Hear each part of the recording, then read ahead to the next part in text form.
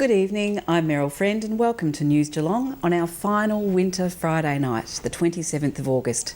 Tonight, local residents share their thoughts about the outcome of last weekend's federal election, making their comments known with News Geelong's own Talk on the Street with Eliza Houghton. And of course all the latest news in local Geelong sport with Nathan Curry.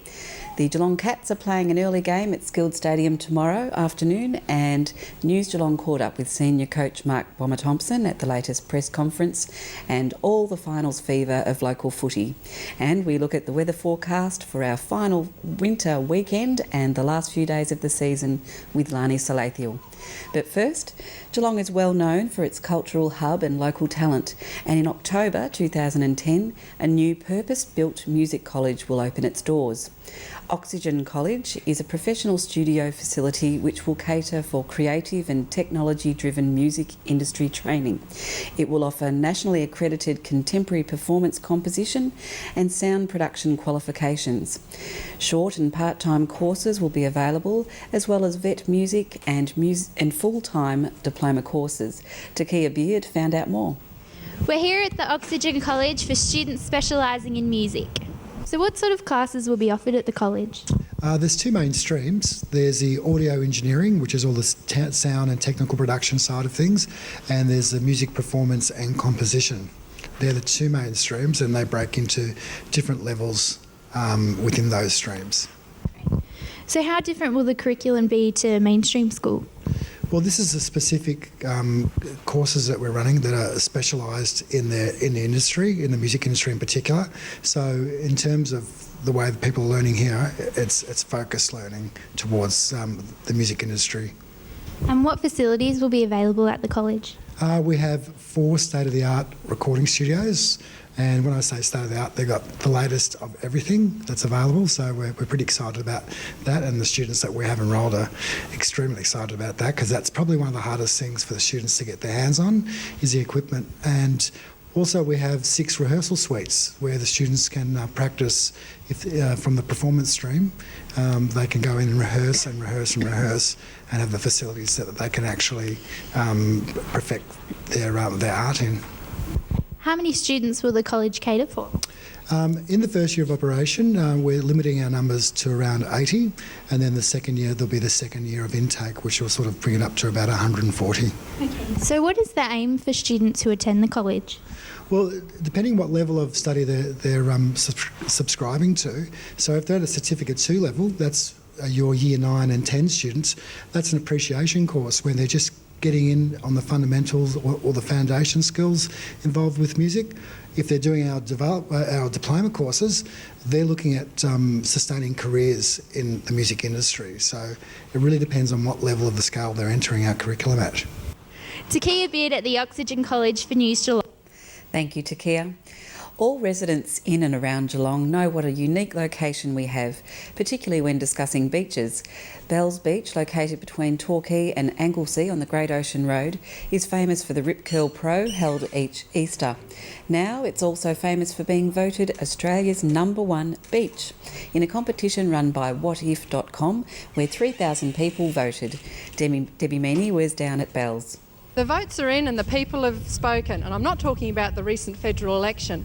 Bells Beach on the Great Ocean Road has been voted Australia's best beach, with Queensland's Whitehaven Beach coming second and Sydney's Bondi coming third. I spoke to a few people today about what they thought about this vote.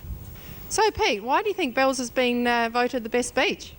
Well, it's a pretty awesome beach, eh? We just came up from up the coast there, and everybody talks about it. It's real nice. Big waves and stuff like that apparently. And no, it's good. So Judy and Laura, why did you come to Bells today? It's been voted the best beach. What do you think?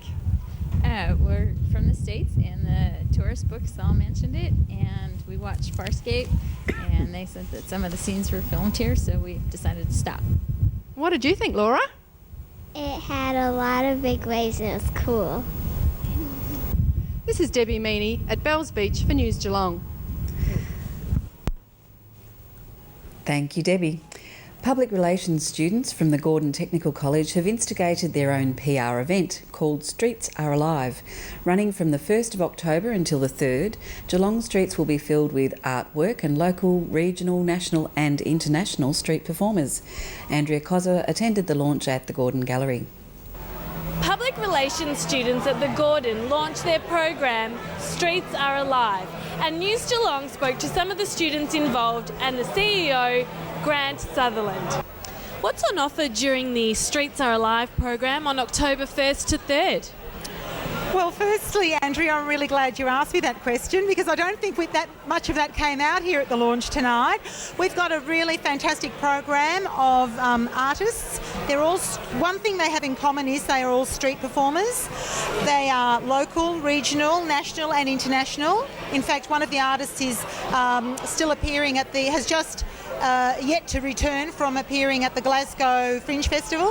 Edinburgh Fringe Festival, and we're going to have jugglers, acrobats, circus performers, we'll have jugglers. We have our specially commissioned puppet made by Courthouse Theatre here in Geelong will be roaming right throughout the weekend.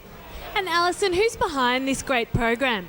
Well, it's a group of students from the Gordon, the PR department, the advanced diploma students, under the guise of Anne-Marie Playfair and Caroline Moore, our teachers.